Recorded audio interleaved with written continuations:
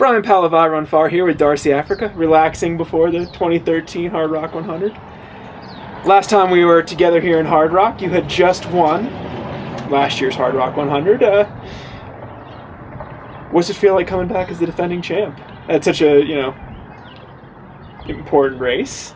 Yeah, I never underestimate the conditions and the terrain of this course, so I never roll in here feeling like some aura of confidence or anything like that. It's just I think just this year is just trying to stay as relaxed as possible, and I think just pacing myself and going out there and just running my own race, not worrying about what anybody else is doing. Well, 2 years ago you went out, if I recall correctly, correct me if I'm wrong, you went out with Diana, like for the first couple aid stations, you and her were together. Yeah, yes, exactly. Yep. And last year, you let her go. I mean, more so. Yeah, definitely. I think I wanted to kind of stay in my comfort zone, and that's kind of my idea tomorrow, is to just sort of stay in my comfort zone initially. At least for, several hours, the first, couple hours, 2 to 4 hours, I guess, and, hope to have enough at the end to reel somebody in if it's possible.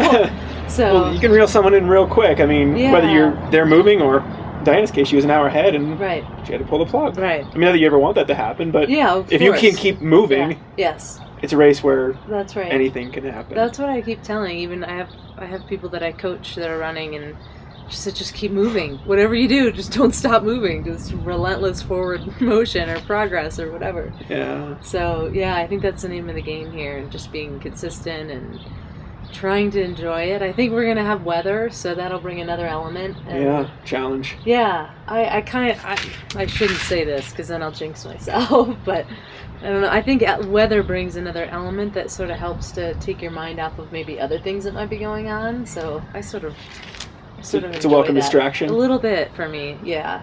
In either of the past 2 years, have you had to hunker down under a rock at any point? You haven't been caught on Handies or Virginias and lightning? No. I've gotten really lucky, actually. I mean, really lucky. Just, never gotten totally soaked. I mean, last year there was rain going up Virginias and got wet, but there was nothing. I mean, in Colorado, I feel like it comes and goes pretty quickly, so we're lucky in that sense. I mean, knock on wood, but I don't think you're ever going to get like a 5-hour downpour like you would in France or somewhere in Washington or something like that. So, yeah. Sort of fleeting. Yes, hopefully, yeah.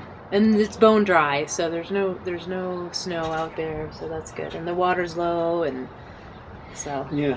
Last year was interesting for you coming into this race because you had a long injury, a foot injury, and you were also taking part in the Rocky Mountain Slam, so you're kind of coming in having, you set a course record at Bighorn, but what's your training been like this year? Have you been able to train a little more consistently? I've seen lots of great pictures of you running in fantastic locations, but...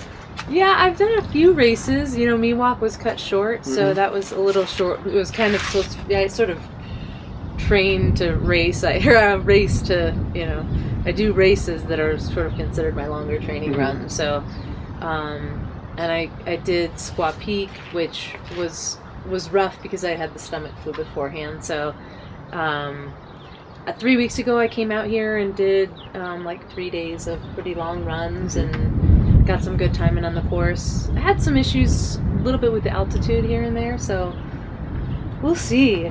We'll see how my body holds up. You came up just last evening, right? Yeah, Wednesday. Yeah. Does that sync with what you've done in the past, or that's really what I've done in the past. Yeah.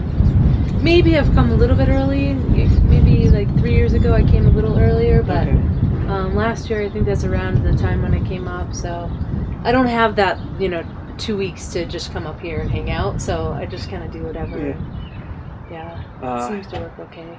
It was great seeing you with Sophia here last year. Both at aid stations. I remember seeing you and her at Uray and at the finish. Is she going to be out here on race day, or no? She's not. No, so I'm sad about that. Definitely sad about that. But it simplifies things in some ways. So it's very simple this year. I just have simple one on her person. crew. Yeah, simple. It's going to be a very simple process hopefully this year. So Nice. And who do you have lined up for pacing? Chrissy Mail is going to be out here, so I'm really lucky.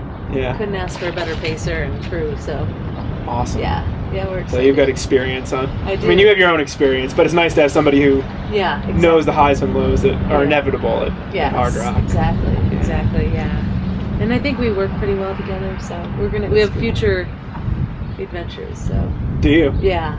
Nice. I'll keep them hush hush. Right. Keep them now. hush hush. Maybe Saturday afternoon we can talk about some. Maybe. Right. Yeah. Well, best of luck out there, Darcy, and have fun. Thanks. Yeah. Thanks, Brian.